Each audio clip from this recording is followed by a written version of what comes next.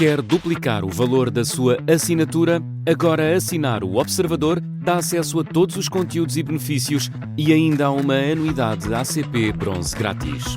Terá vantagens que vão desde plano de saúde gratuito a descontos em combustível. Esta é uma assinatura que vale por duas. Assine hoje em observador.pt com 45% de desconto. Atualizar as notícias?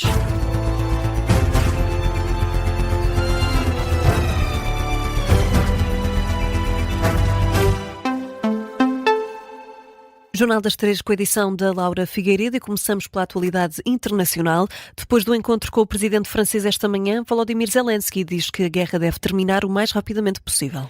Numa mensagem publicada na rede social X, o presidente ucraniano pede que as negociações sejam capazes de alcançar uma paz verdadeiramente duradoura e o fim da guerra com a Rússia. Zelensky aponta que muito depende agora do envolvimento de todos os líderes. Entretanto, o Palácio do Eliseu avança que Emmanuel Macron e Volodymyr Zelensky conversaram hoje com líderes europeus e com os negociadores americanos e ucranianos. O encontro entre os dois chefes de Estado durou cerca de uma hora. Para esta tarde está prevista ainda uma conferência de imprensa conjunta. E Laura, o presidente francês vai esta semana a Pequim pedir a Xi Jinping para que pressione a Rússia a aceitar um cessar-fogo. Uma informação avançada pela imprensa francesa que cita um comunicado. O ministro dos Negócios Estrangeiros francês considera que a China pode desempenhar um papel essencial e diz contar com Pequim, membro permanente do Conselho de Segurança, para pressionar a Rússia. Hoje estão também reunidos os ministros da Defesa da União Europeia em Bruxelas para discutir o apoio militar para a Ucrânia e também o plano de paz mediado pelos Estados Unidos, num dia em que está uma delegação norte-americana a caminho de Moscovo. Para amanhã está agendada uma reunião entre o enviado dos Estados Unidos, Steve Witkoff, e Vladimir Putin. Na atualidade nacional, o Ministro da Defesa anunciou hoje o maior investimento de uma vez só nas Forças Armadas. Um investimento de quase 6 mil milhões de euros. Em causa está a candidatura formal de Portugal ao Programa Europeu de Empréstimos para a Defesa, SAFE, aprovada na sexta-feira em Conselho de Ministros. Esta manhã, nas cerimónias do 1º de dezembro, na Praça dos Restauradores em Lisboa, Nuno Melo detalhou o investimento que promete que vai também alavancar a economia nacional. Ontem lançamos o maior programa de investimento de uma só vez nos 3 ramos das Forças Armadas. 5,8 mil milhões de euros mobilizados para a aquisição de navios, veículos blindados, satélites, defesas antiaéreas, reservas de munições, drones, muito mais, para que as Forças Armadas, dentro e fora, continuem a fazer aquilo que se espera delas ao serviço da pátria e do povo e do lado dos nossos aliados. Um investimento que também alavancará a economia nacional e chamará as indústrias nacionais, que serão envolvidas na produção destes equipamentos e na manutenção destes equipamentos ao longo de todo o seu ciclo de vida. Nuno Melo remete para os próximos dias mais detalhes sobre os equipamentos em que Portugal vai investir no âmbito deste programa europeu para a próxima década. A cerimónia do 1º de dezembro contou com a presença de Marcelo Rebelo de Sousa, a última enquanto Presidente da República. Já o Primeiro-Ministro não esteve presente e ouviu por isso críticas por parte de José Ribeiro Castro, antigo líder do CDS, que diz também sentir-se embaraçado por ter votado na AD. O panorama de declínio dos apoios governamentais não é só de agora. Vem de governos anteriores desde há 25 anos. Tínhamos esperança, porém, de que agora fosse definido um quadro novo. Apesar dos nossos esforços, isso não está a acontecer. O governo responde à indiferença com indiferença. Perdoar-me-ão se vos disser que antes poderia refugiar-me na ideia de que não tenho culpa, não votei PS. Mas agora embaraço-me ao dizer aos meus botões: eu tenho culpa, eu votei AD.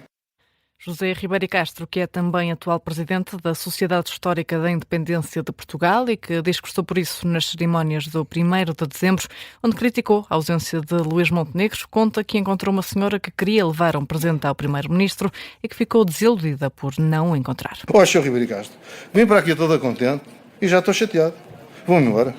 Fica aqui com isto e se estiver com o Sr. Primeiro-Ministro, dê-lhe esta bandeira com o símbolo dos 900 anos. O Sr. Ribeiro Castro deve ter muitas, mas esta era minha para o Sr. Primeiro-Ministro. E digo também outra coisa da minha parte. Não deve faltar onde faz falta. No dia que representa a independência de Portugal, não vejo coisa mais importante para o Primeiro-Ministro do que estar na celebração da independência de Portugal. José Ribeiro Castro, antigo líder do CDS, com duras críticas ao Primeiro-Ministro. E João Coutinho de Figueiredo alerta para a necessidade de acautelar a situação de mais de 500 mil portugueses e lusodescendentes que vivem na Venezuela. Um alerta deixado na sequência do bloqueio aéreo determinado pelos Estados Unidos à Venezuela.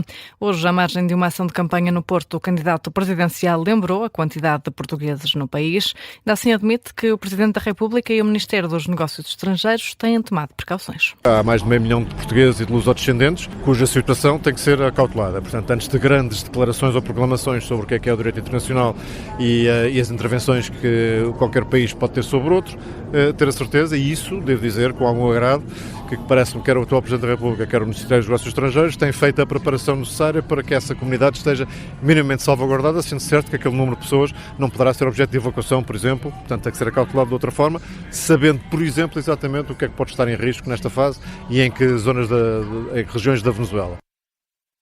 João Coutinho de Figueiredo falou ainda sobre a revogação da licença da TAP para voar no espaço aéreo da Venezuela e deixa críticas tanto ao presidente venezuelano, Nicolás Maduro, como ao Partido Comunista Português. Acho que é um abuso, mais um de Nicolás Maduro, que é onde já não se surpreende, e que tem conduzido a uma oposição interna cada vez mais vocal, incluindo de alguns que no início apoiavam a sua ditadura, como o Partido Comunista Venezuelano, que já fez críticas até ao Partido Comunista Português de não perceber o que está a passar na Venezuela. Portanto, mais uma vez o nosso Partido Comunista Português a ser muito lento, a sentir os ventos da história e não se pôr do lado certo da história. Candidato presidencial apoiado pela Iniciativa Liberal em declarações aos jornalistas durante uma visita ao Mercado Natal da Cordoaria, no Porto. E Laura, morreu Manuel Pedro, histórico militante do Partido Comunista Português, aos 94 anos. Uma notícia avançada pelo partido em comunicado. Manuel Pedro foi um dos fundadores e dirigente do Cineclube Imagem. Fez parte da delegação de jovens portugueses que foram ao 6º Festival Internacional da Juventude e dos Estudantes em Moscovo em 1957. Esteve preso durante 11 anos no período do Estado Novo. Foi libertado do Forte Peniche logo depois do 25 de Abril, altura em que assumiu tarefas na Organização Regional de Lisboa. Foi ainda membro do Comitê Central do PCP entre 1974 e 1988. O partido sublinha que Manuel Pedro é um exemplo de coragem, frontalidade e firmeza e exemplo de militante inteiramente dedicado aos interesses dos trabalhadores e do povo. A Organização Mundial da Saúde alerta que os cortes no financiamento internacional estão a comprometer o combate ao VIH. É um alerta que surge no Dia Mundial da Luta contra a SIDA. Em comunicado, o diretor-geral da Organização das Nações Unidas salienta que os cortes do financiamento fazem com que a resposta ao vírus esteja numa encruzilhada depois de décadas de progresso. De acordo com a OMS, tratam-se de reduções drásticas e repentinas no financiamento de doadores internacionais durante este ano e que levaram a que programas essenciais fossem reduzidos ou totalmente encerrados em alguns países. O diretor-geral da Organização das Nações Unidas alerta que os mais afetados com os cortes no financiamento internacional são as pessoas mais vulneráveis. A nível global, a OMS estima que 40 milhões e 8 mil pessoas vivam com VIH e que 630 mil pessoas morram por causa desta infecção. Passam 8 minutos das 3 da tarde. Laura, vamos atualizar as notícias de âmbito local. Esta noite, o estádio do Futebol Clube do Porto vai receber a edição 38 da Gala Dragões de Ouro, uma cerimónia que permeia as instituições e personalidades que mais se destacaram ao serviço do clube na época 2024-2025. A gala começa às 9 da noite. No pavilhão municipal da Costa da Caparica termina hoje o Campeonato Português de Speedcubing 2025. Este campeonato contou com provas oficiais, mas também atividades abertas ao público para quem quisesse experimentar a modalidade que testa a rapidez e precisão na resolução do cubo mágico. O campeonato termina com a cerimónia de entrega de prémios que começa às 6 da tarde. Em Leiria já começou a primeira edição do OmniLab+, um laboratório musical criativo.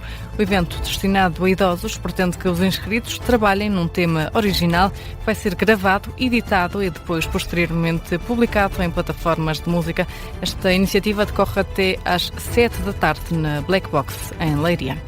O Natal começou hoje a ser celebrado em Sintra, com o início da programação Sintra Mágica. Era uma vez um Natal mágico. Às 6 da tarde são inauguradas as luzes de Natal no Palácio da Pena, também na Quinta da Regaleira e no Palácio Nacional de Queluz. Ao longo do mês de dezembro, a Câmara Municipal vai organizar vários concertos, exposições e espetáculos de teatro. Mais a norte no país, a abertura de Boas Festas em Aveiro vai condicionar o trânsito automóvel e pedonal durante esta tarde. O comunicado da Câmara Municipal especifica que o condicionamento deve acontecer apenas na zona do cais da Fonte Nova, onde as luzes de Natal vão ser inauguradas por volta das 5h30 da tarde. Logo a seguir há um espetáculo multimédia e pirotécnico. Por fim, o Reino de Natal de Santarém, que decorre no centro histórico da cidade, vai ter atividades para toda a família durante este último mês do ano. Hoje há jogos tradicionais até às 5 da tarde no Parque da Liberdade. Entre as 4 e as 7 há música ao vivo no Largo Visconde Serra do Pilar. Está feito o Jornal das 3.